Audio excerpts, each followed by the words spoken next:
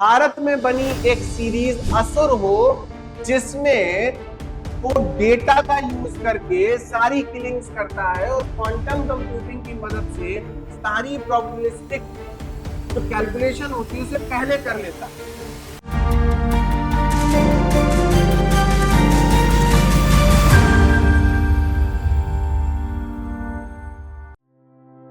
नमस्कार, एक बार बहुत बहुत स्वागत है आपका फिर से अपने इस YouTube चैनल यूपीएससी कंपास में। और आज हम जिस टॉपिक पर बात करने वाले हैं वो आपको जैसा कि दिखाई दे रहा है स्क्रीन पर और आप इससे वाकिफ भी होंगे, गिबली आर्ट। लेकिन इस आर्ट से हमको कोई दिक्कत नहीं है, लेकिन यूपीएससी के लिए इसका रिलेवेंस अब कहां पर आ जाता है। और साइंस एंड टेक्नोलॉजी, और उसमें भी खास तौर पर टेक्नोलॉजी, इस तरीके से एआई इवॉल्व हो रहा है और अब ये हमारे प्राइवेसी के लिए थ्रेट बन रहा है, इस बारे में हम यहाँ पर बात करेंगे। How this particular AI application is threat upon our privacy, कि कैसे एक थ्रेट की तरह काम करेगा, हम इस चीज को समझेंगे। यहाँ पर आप देख रहे हैं कि कुछ गिबली आर्ट्स आपके सामने है, ये पीडीएलजे का सीन और ये राजपाल यादव भूल भुलैया वाले, जिसको गिबली आर्ट में कन्वर्टेड किया गया है। पहले तो हम ये देखें कि गिबली आर्ट होती क्या। तो देखिए, ये सबसे पहले 1985 में हायाओ मियाजाकी और इशायो ताकाहाता ने इसको इवॉल्व किया। ये एक तरीके की आर्ट फॉर्म है जिसमें ये हैंड ड्रॉन एनिमेशन बनाया करते थे और फोकस कहां पर रहता था, फैंटेसी, नेचर और ह्यूमन इमोशंस पर इनका फोकस रहता था।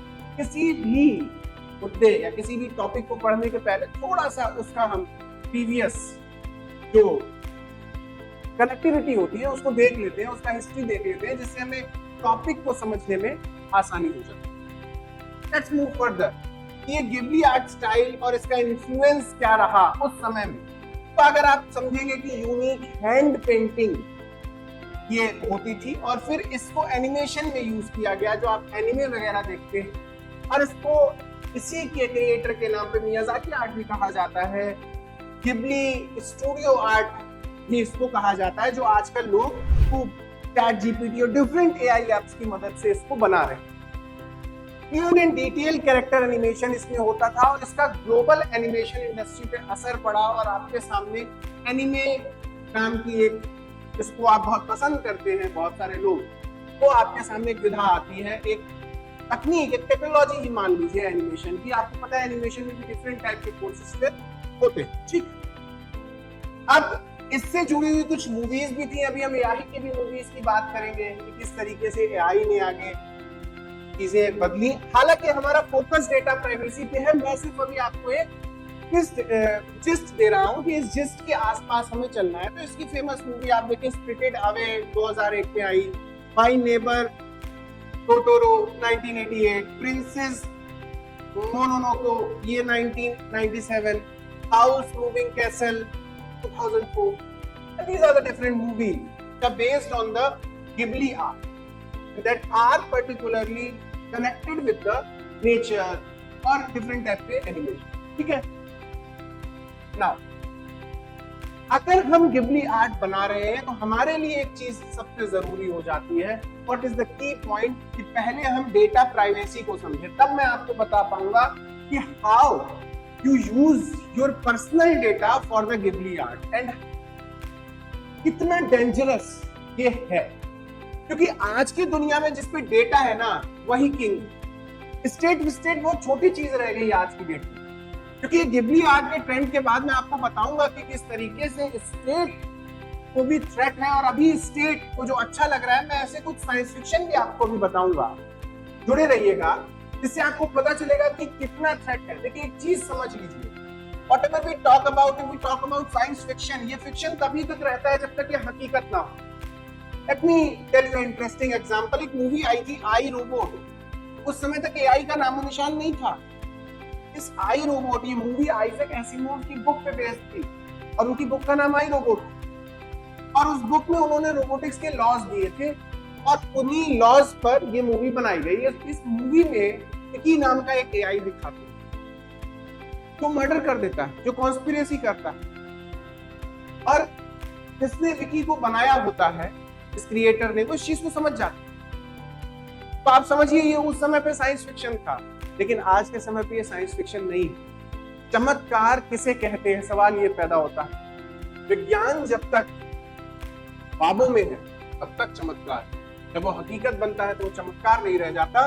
तो जरा सबसे पहले डेटा प्राइवेसी को समझते। की एस्पेक्ट्स हम क्या रखेंगे डेटा प्राइवेसी में, तो सबसे पहला है कंसेंट। कंसेंट का मतलब है कि किसी भी इंडिविजुअल जिसके डेटा को यूज किया जा रहा है, एटलीस्ट उससे एक बार पूछा जाए कि whether you are authorized us to use your data or not. Am I authorized? किस तरीके से ऐप या किसी भी एआई एप्लीकेशन को पूछना चाहिए। यानी कोई भी इंडिविजुअल, उसका कंट्रोल होना चाहिए कि उसका डेटा किस तरीके से कलेक्ट किया जा रहा है या यूज किया जा रहा है। अगर ये कंट्रोल नहीं है तो फिर डेटा प्राइवेसी एक थ्रेट के रूप में काम करेगा। इसके बाद आता है सिक्योरिटी, यानी जो भी ऑर्गेनाइजेशन हमारे डेटा को यूज कर रहे हैं, whether it is Instagram, it is Facebook, it is Twitter, कोई भी बिलियनियर क्यों ना हो, ये डेटा एक इंडिविजुअल का, क्या आप इस डेटा को सेफगार्ड कर रहे हैं, इसे थ्रेट से बचा रहे हैं? तो आज इसका जवाब है नहीं। कोई भी ये जो कंपनीज है मल्टी बिलियनियर, क्या आपके डेटा को सेफगार्ड नहीं करती? बताऊंगा कैसे। अगर ये डेटा को सेफगार्ड करती तो आपके मोबाइल नंबर और आपका डेटा किसी थर्ड पार्टी के साथ शेयर नहीं होगा। कहां से आपके पास एकदम लोन और शूज और डिफरेंट एप्स के ऐड आने लगते हैं, ये भी हम समझेंगे कि डेटा काम कैसे करता है। कंप्लायंस लॉज है इसके लिए, जैसे जीडीपीआर यूरोप में है, डीपीडीपी एक्ट ये इंडिया में है। इससे कुछ गाइडलाइंस बनाई गई है डेटा सिक्योरिटी को लेके, लेकिन वो गाइडलाइंस सिर्फ डेटा सिक्योरिटी को लेके है, डेटा प्राइवेसी को लेके है, लेकिन कंपनीज फिर भी थर्ड पार्टी एप्स की मदद से आपके डेटा का मिसयूज करती रहे। Minimal data collection, only necessary data should be gathered to reduce risk. यानी कोई भी ऐप, उसको मिनिमल डेटा ही यूज करना चाहिए अपने इंडिविजुअल का। जबकि आपने देखा होगा कोई भी एप्लीकेशन आपकी पूरी जानकारी वो अपने पास रखता है, आपका डेट ऑफ बर्थ हो, आपका नाम हो, आपका ईमेल आईडी हो, आप अलाउ करते हैं अपने ईमेल आईडी से किसी भी डेटा कंपनी को, और वो आपकी सारी जानकारी को फिर यूज कर रही होती है, क्योंकि email ID is just address type of thing, जिसपे आपके सारे मेल, सारी जानकारी, सारा डेटा, सारा कुकीज वहीं पर रहता है। तो अगर आप वो शेयर कर रहे हो तो एक तरीके से आपने अपना सारा डेटा उस कंपनी को शेयर कर दिया है। User rights, people have the right to access, modify और डिलीट देयर डेटा। ये सर्विस अलाउ है। फेसबुक पे आप अपना अकाउंट डिलीट कर सकते हैं, आप गूगल पे अपना अकाउंट डिलीट कर सकते हो, और कुछ दिन बाद वो सारी इंफॉर्मेशन को वहां से हटा देते हैं। Now, what is the key concern in digital security? Concern क्या? Include cyber threats, phishing attack हो सकता है, different type के आपको URLs प्रोवाइड किए जा सकते हैं, जिन URLs पे आज जानते हैं आप डिजिटल अरेस्ट और मनी फ्रॉड जैसी चीजें होने लगी है। That attack is known as phishing attack. Malware भेजा जा सकता है, हैकिंग हो सकती है, ठीक है, किसी सॉफ्टवेयर और ऐप के थ्रू आपके डेटा को थेफ्ट किया जा सकता है।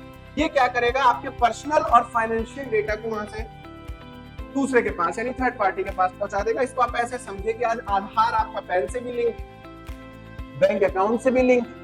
ऐसे में अगर ये जानकारियां, ये सूक्ष्म जानकारियां बाहर चली जाए तो फिर डेटा के चोरी होने की संभावना बनी रहे। Data privacy is at risk due to unauthorized data collection.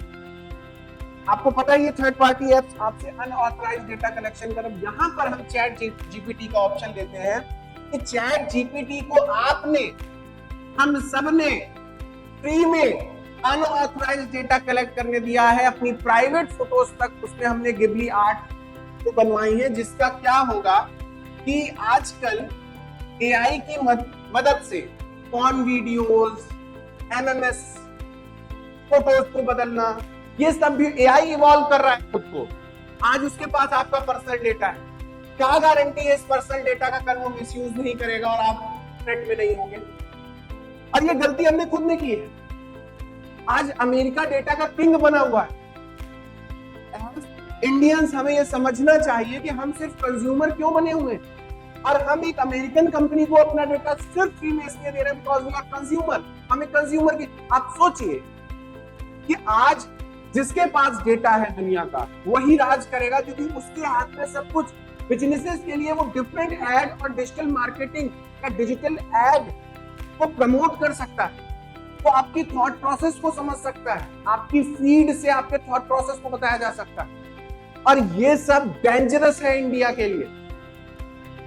और इसीलिए अमेरिका राज करने की सोच रहा है, इकोनॉमिक फाइनेंशियली हो, मिलिट्री पावर हो। आज उसको मिलिट्री पावर की जरूरत नहीं है क्योंकि सबका पर्सनल डेटा उसके पास रखता है। India don't have an AI जिस पर अमेरिकी लोग आकर अपना डेटा शेयर करते थे, but Americans have an AI system जिस पर हम इंडियंस लगातार अपना डेटा शेयर कर रहे हैं। हम थ्रेट में हैं, बिना ऑथराइजेशन के हमारे पर्सनल डेटा को कलेक्ट किया गया। जब चैट जीपीटी पे आपने गिबली आर्ट को बनाने के लिए अपना फोटो अपलोड किया, उसने आपको बताया कि आपका पर्सनल फोटो है, it can be misuse, bias. AI की अपनी सीमा है, सर्विलेंस, लीक्स, डेटा लीक हो जाता है।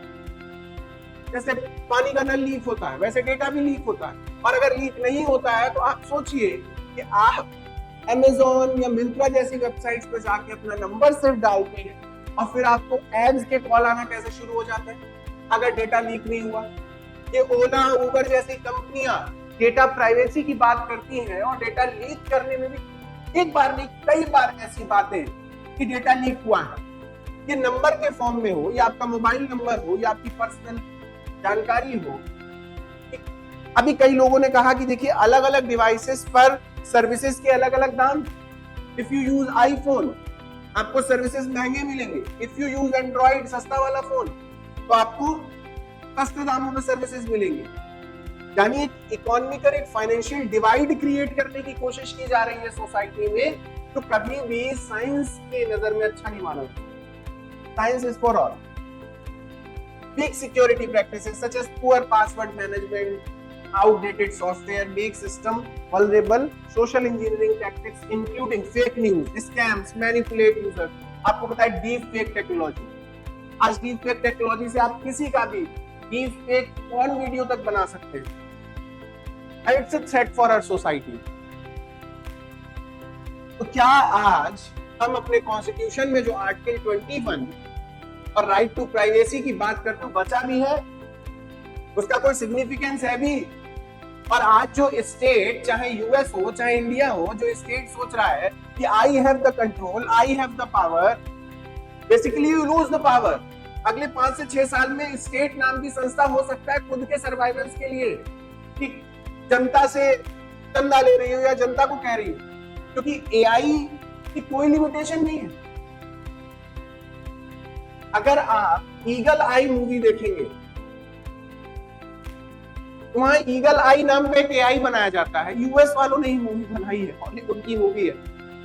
और वो ईगल आई क्या करता है, यूएस की ही सरकार को अपना दुश्मन मान लेता है और उसके बाद यूएस की सरकार के खिलाफ यूएस के प्रेसिडेंट को मारने के लिए व्यवस्था कर देता। ये ईगल आई मूवी में दिखाया गया। ये अभी तक साइंस फिक्शन है। मैं इसीलिए कह रहा हूं कि आप साइंस फिक्शन बना रहे हो, ये आज सच्चाई की कगार तक पहुंच चुका है। और ऐसा ना हो कि ये साइंस फिक्शन सच हो जाए, सारे के सारे प्रेसिडेंट खतरे में आ जाएं। क्योंकि एआई मानव जो करा सकता है ना, देखिए एआई को हमने बनाया। अब समस्या क्या है, एआई आपने बनाया, मानव की एक बेसिक दिक्कत है, इनको झगड़ा करना बहुत पसंद है। काम, क्रोध, लोभ, मोह, ईर्ष्या, ये सब बहुत इमोशन इनमें, ये एआई में भी इंट्रोड्यूस कराएंगे।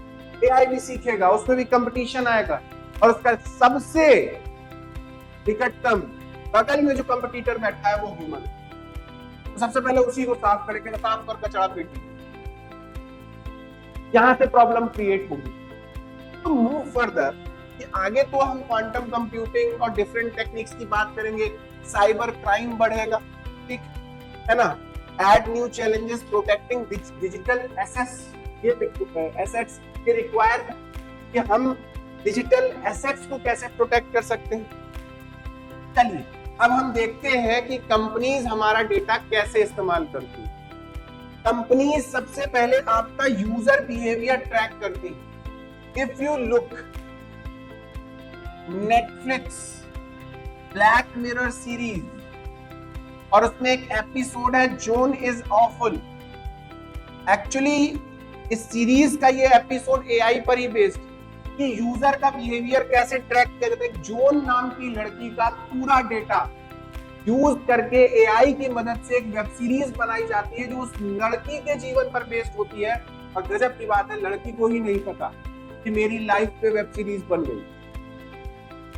और जब वो लड़की और उसमें एक और कैरेक्टर, जैसे मान लीजिए हमारे कैरेक्टर पर कोई वेब सीरीज बनाई जाए तो कोई एक्टिंग कर रहा होगा, तो जो एक्टर होती है, जो जोन का किरदार निभा रही होती है, उसको भी नहीं पता होता कि मैं जोन का किरदार निभा रही हूं। जब असली जोन और नकली जोन ये उस सेंटर में पहुंचते हैं जहां से एआई के थ्रू ये वेब सीरीज ब्रॉडकास्ट की जा रही थी और उसके सर्वर को ब्रेक करते हैं, तब सच्चाई सामने आती है कि पूरी की पूरी एक नई डिजिटल दुनिया बना दी। ये अभी तक साइंस फिक्शन है। अब जो गिबली आर्ट में आपने किया, कितने करोड़ लोगों का डेटा चैट जीपीटी के पास भरा पड़ा, वो इससे पॉर्न वीडियो बनाए, वो आपकी गलत फोटो बनाए, आप नहीं रोक पाएंगे। और सीईओ साहब कह रहे थे जीपीयू मेल्ट हो रहा है, जीपीयू नहीं मेल्ट हो रहा, वो पर्सनल डेटा कलेक्ट कर रहे थे। And it's a sign that companies of USA like state जो है इस वर्ल्ड के, वो किसी भी डेवलपिंग कंट्री के डेटा का मिसयूज कैसे करते हैं, कैसे डेटा को बिना ऑथराइजेशन के कलेक्ट कर देते हैं, कैसे उनकी कंपनीज एक छोटी सी डेवलपिंग कंट्री में आके वायलेट करती हैं डेटा लॉज को। वो ये है कैसे वो इंडियंस के यूजर बिहेवियर को ट्रैक करते हैं और हम इंडियंस एक कंज्यूमर की तरह सोच रहे होते हर बार। We don't have the guts to make own AI of India, and then we use USA services without consent. हम सोच भी नहीं रहे इस बारे में कि हमारा वीडियो निकल सकता, मुझे प्रेसिडेंट का निकाल देते तो हम क्या चीज, हम एक सामान्य से सोसाइटी में रहने वाले हैं और कल को ऐसा हुआ तो हम कहां मुंह दिखाएंगे। तब कह देते सर भाई सर एआई से बना हुआ है, हम क्या बताएं। यूएस में एक हत्या हुई, शिकागो का केस, और उस केस में अमेज़न एलेक्सा को एज अ गवाह यूज किया गया। आपको पता होना चाहिए एलेक्सा की रिकॉर्डिंग हमेशा ऑन है, एलेक्सा रिकॉर्ड करती है, घर में जो भी बातें हैं सब रिकॉर्ड करती है। और कहीं आपका कनेक्शन कैमरा वैमरा सब, लोग कहते हैं Alexa light turn on the lights, बड़ी मजा आ रही है तुमको, Alexa turn on the lights, और कैमरे से कनेक्ट है, आपको पता रिकॉर्ड करती है। हर जगह कैमरा लगा रखा है एलेक्सा, बेडरूम में भी लगा हुआ, सब कुछ रिकॉर्ड हो रहा है। तो वही कह रहा हूं, आर्टिकल 21 प्राइवेसी बची कहां गया सुप्रीम कोर्ट, प्राइवेसी बचाइए, मना करिए कंपनीज को। भारत सरकार खुद अभी इस चीज पर गंभीर नहीं। टारगेटेड एडवर्टाइजिंग होती है, किसी को शूज पसंद है, किसी को पिज्जा पसंद है, खाने की कंपनी, फूड वेंडर्स कंपनीज ये कर रही है। आपका जैसा टेस्ट है वो आपको वैसे ही एडवर्टीजमेंट दिखाएंगे जिससे आप ज्यादा से ज्यादा कंज्यूम करो और यूएस जैसे कंट्रीज की इकोनॉमी ग्रो करे। फॉर योर काइंड इंफॉर्मेशन बता दूं, मैक्सिमम फूड आउटलेट्स भी जो आप देखते हो उसमें यूएस के आउटलेट्स, बर्गर किंग मैकडॉनल्ड्स हमारे यहाँ के नहीं। आप ठेले पे खा लीजिए 20 रुपए वाला बर्गर, वो हमारे यहाँ, लेकिन यहाँ नहीं। इसलिए टारगेटेड एडवर्टाइजिंग होती है, आपको वही दिखाया जाता है जिस चीज की आपको, और ये पता कैसे चल रहा है, अनऑथराइज्ड डेटा कलेक्शन, आपकी कंसेंट नहीं है, और इस डेटा को मोनेटाइज किया जाता है, डेटा को बेचा जाता है इंटरनेशनल मार्केट में डिफरेंट कंपनीज के साथ। कंपनीज बिलियंस ऑफ डॉलर का बिजनेस करती हैं और आपको मिलता है कंपनीज की तरफ से बिग थंब, क्योंकि आपका डेटा मोनेटाइज हो गया। आप बढ़िया स्क्रॉल करिए, उसके बाद risk of misuse and breaches, मैंने बताया MS fun videos itself fake porn industry बढ़ रही है, $1 बिलियन का बिजनेस हो चुका है फेक पॉर्न इंडस्ट्री। अब उनको तो कैरेक्टर चाहिए, कहां से लाएंगे डेली नया कैरेक्टर? ऐसे ही गिबली आर्ट आप बनाएंगे, वहीं से कैरेक्टर मिलेंगे। अब सवाल पैदा होता है कि प्राइवेसी को प्रोटेक्ट कैसे किया जाए। ऐसा नहीं है कि ये साइंस फिक्शन हमारे पास पहली बार आया। ईगल आई हो, आई रोबोट हो, डोन इज ऑफुल हो, या फिर भारत में बनी एक सीरीज असुर हो जिसमें वो डेटा का यूज करके सारी किलिंग्स करता है और क्वांटम कंप्यूटिंग की मदद से सारी प्रोबेबिलिस्टिक जो कैलकुलेशन होती है उसे पहले कर लेता है। दिखाया है। अभी आपको असुर साइंस फिक्शन लग रही थी, अब ये साइंस फिक्शन नहीं बची है, ये सच हो चुका है। आपके देखते देखते आप देख रहे थे वेब सीरीज, तुम्हें जाके पता चलो ओहो ये मूवीज थी, नहीं ये सच है। बहुत पहले एक मूवी आई थी टर्मिनेटर, जिसमें भविष्य से रोबोट आता है भूत में किसी को मारने। तब हमने देखी थी तो मैं छोटा था, मुझे लगा रही तो मूवी है। आज मैं रोबोट देखता हूं तो मुझे डर लगता, आएगा भविष्य से कोई। और वहां भी स्काईनेट नाम का एक एआई दिखाया है जो मानव सभ्यता को खत्म करने के लिए प्रयास कर रहा हो। That is not a science fiction in today's world. आप जो बना रहे थे वो आप कर रहे हैं। AI is far more dangerous. Can you imagine? अभी आपको आसान लग रहा है अपना काम, तो मानव इमेजिनेशन की क्षमताओं को पार कर चुका है। 6 साल रुकिए, मैं भी यही हूँ, आप भी, यूपीएससी कंपस भी यही रहेगा। 6 साल बाद आपसे बात करूंगा, अनएम्प्लॉयमेंट पीक पे होगा बिकॉज ऑफ AI। अब ये जो गवर्नमेंट पेपर, बैंकिंग, एसएस, आपको लगता है आपकी जरूरत है, आपसे अच्छा और आपसे बेहतर कंडीशनल एप्टीट्यूड एआई डेवलप कर ले। फैसला ही तो लेना है ना, एआई ले लेगा। आपका क्या जरूरत है? आपको क्यों सैलरी मिलनी चाहिए? आपको ऐसी क्या एबिलिटी है जो आपको सैलरी दे? एआई आपसे बेहतर काम करेगा। एंड नाउ अगर आप सेफ रहना चाहते हैं तो एक स्ट्रॉन्ग पासवर्ड का यूज करिए। मैं यही सलाह दूं, यूपीएससी कंपास और मेरी तरफ से आपको सलाह है कि आप एक स्ट्रॉन्ग पासवर्ड का यूज करें। कॉशियस रहिए online sharing of the data के टाइम। बहुत सावधानी से कोई भी ऑनलाइन डेटा आप शेयर करिए। वीपीएन और प्राइवेसी को लेकर बहुत ही फोकस्ड रहिए। रेगुलर अपडेट करिए अपनी सिक्योरिटी सेटिंग्स को। जो भी ऐप आप यूज कर रहे हैं, शायद आप इन डेटा थ्रेट से बच पाएंगे। तो ये हमारी छोटी सी पहल थी। ये सिर्फ यूपीएससी रेलेवेंस तो है ही साइंस एंड टेक्नोलॉजी और जनरल स्टडीज 2 में, पॉलिटी में, बट ये आपके अभी के जीवन, अभी के लाइफ के लिए बहुत जरूरी है। डिजिटलाइजेशन बहुत बढ़ रहा है। That's why it's a very important topic. As well as an UPSC aspirant, it's your duty to tell people about that threat. It's a big threat to the society, to the country, to the state, each and everything. So, this is all for today. Meet you in the next topic or next. If you are new to the channel, please subscribe our channel, like this video, and share for maximum.